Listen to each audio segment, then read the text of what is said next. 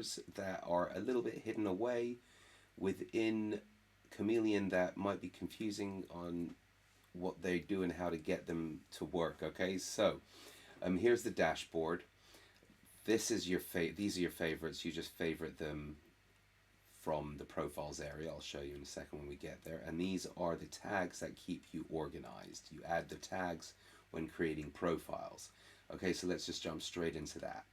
Okay, so here are the favorites, right? To get favorites, that's where you you click the stars there, and that will favorite them into your dashboard.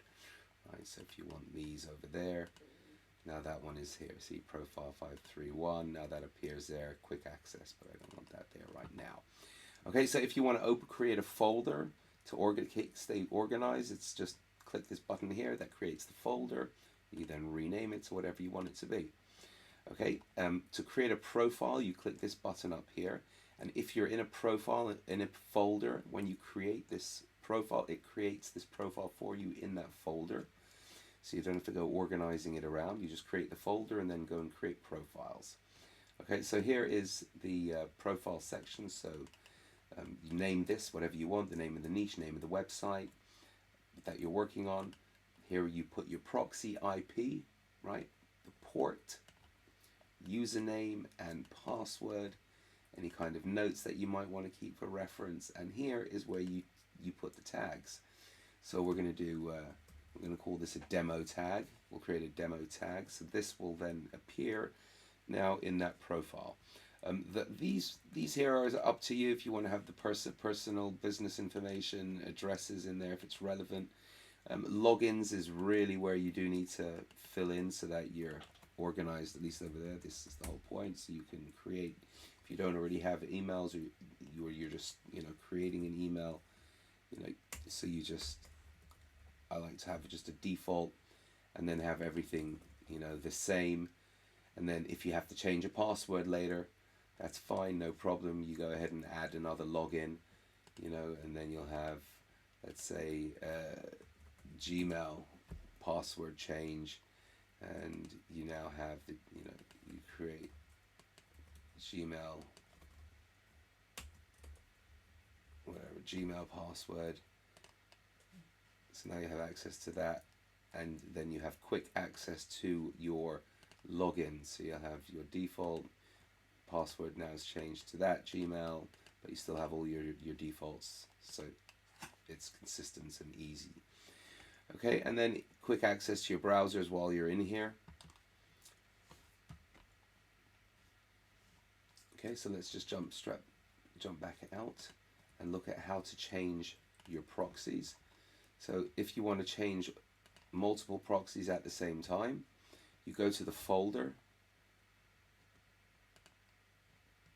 This is the fastest way, quickest way from here. You can go into the proxy settings to do that, but this is the easiest way. And you just click change proxies, and it will take you straight to the folder that you want to change the proxies for.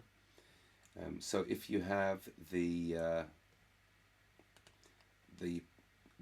subscription within Chameleon, you can use this here. Just pick the country. I wouldn't use these for any kind of major social engagement or social profiles that you are keeping. It's good for basic scraping, basic searching around, whatever it might be. If you want another proxy in another country, Australian, if you're only using mobile, but we recommend using Decoder or Floxy, right? So if you don't have this added in, we're actually going to be adding in either Decoder or this other provider. We're just doing final tests so that you can add your own password, whatever it is, and it will then pull in all of the data so that you can easily create proxies on the fly as well. If you want to change proxies for the entire your entire Chameleon, you click all pages and then come to here and go all, and it will do all of the pages within Chameleon. If you've got 50 profiles in here and you only want to change the current page, first 10, it will do that. Or if you want all of them, you just click all of them, and if you had 50 profiles in here, you'd be able to change them.